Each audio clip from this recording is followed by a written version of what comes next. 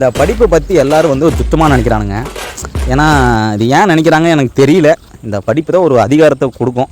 சரி இருந்தாலும் பரவாயில்ல, 1000 தான் இருந்தாலும் எங்கள் அண்ணன்கிட்ட கேட்போம். அண்ணா பாப்புவே நான் சொல்லுவே நான் இந்த ஒரு படிப்பை பற்றி நீங்கள் என்னென்ன நினைக்கிறீங்க?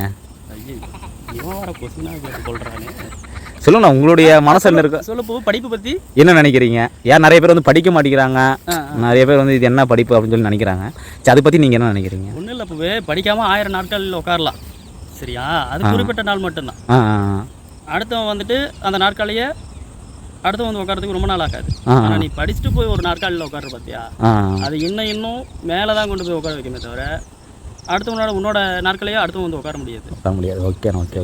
அதுதான் படிப்புக்கும் படிக்காததுக்கும், படிச்சுட்டு ஒரு நாற்காலியில் போய் உட்காரதுக்கும் படிக்காமல் ஒரு நாற்காலியில் போய் உட்காரதுக்கும் இதுதான் டிஃப்ரெண்ட். ஓகே. படிப்பு என்றைக்குமே நிரந்தரம். படிக்காமல் ஒரு நாற்காலி இதுதான் எனக்கு வேணும்னு போய் உட்காந்தீங்கன்னு வச்சுக்கலாம், அது நிரந்தரம் கிடையாது. ஓகே. அதுதான். ஓகே. தேங்க்யூண்ணா.